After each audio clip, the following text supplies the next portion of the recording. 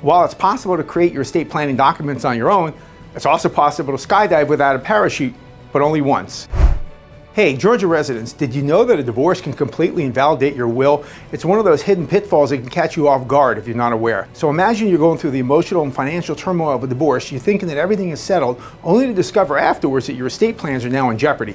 This is a really important topic, and today I'm going to explain why you need to take action if you've been through a divorce and haven't created a brand new will. Let's dive into a story. Picture this. A friend of mine, John, was married for 15 years, and during his marriage, he created a will. He carefully designated his assets to ensure that his wife and kids were taken care of in the event of his passing. Okay, fast forward a few years. John and his wife went through a difficult divorce, and understandably, updating his will wasn't first priority amid the chaos. Sometime later, John had a serious health scare, prompting him to revisit his will. And to his shock, he discovered that his divorce had a major impact on the legal standing of his will. Why is that? Well, because under Georgia law, upon the judge signing off on the final judgment of decree, that piece of paper that says you're divorced, a divorcing party's will is rendered null and void. It's useless, it doesn't exist anymore.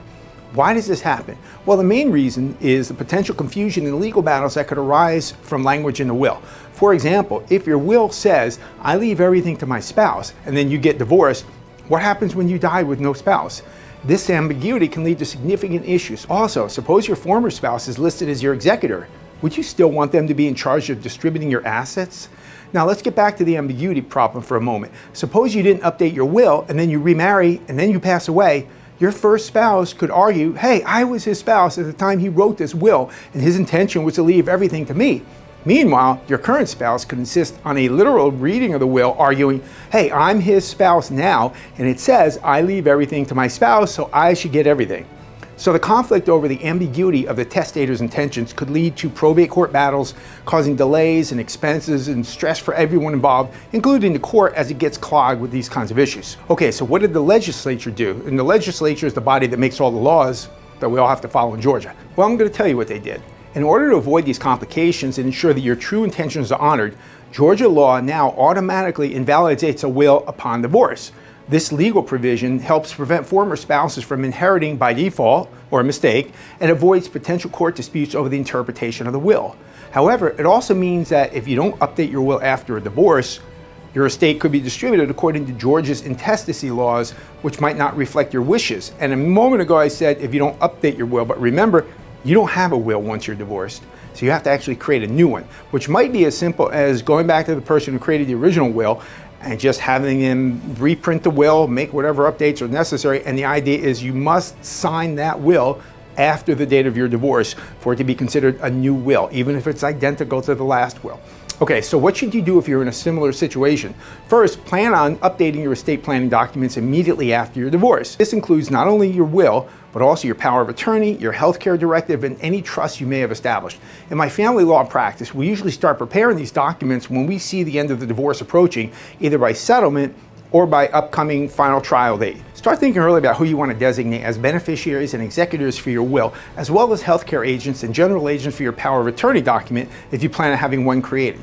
It's also a really good idea to discuss your new plans with your family members to ensure that everybody's on the same page, which will help prevent disputes and confusion down the road.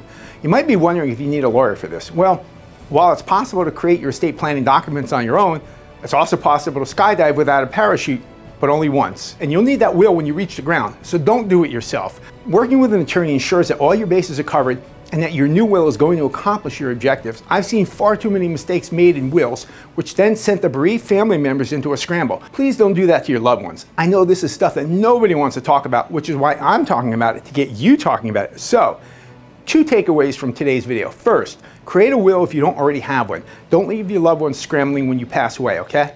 Second takeaway, when you get divorced, you no longer have a will. So if you've gotten divorced and thought you still have that will that you created when you were married in Georgia, you don't. And I guess there's a third takeaway too. Get with a good attorney and have them create your will. It's not just about protecting your assets, it's about ensuring your loved ones are taken care of just as you intended. Thank you very much.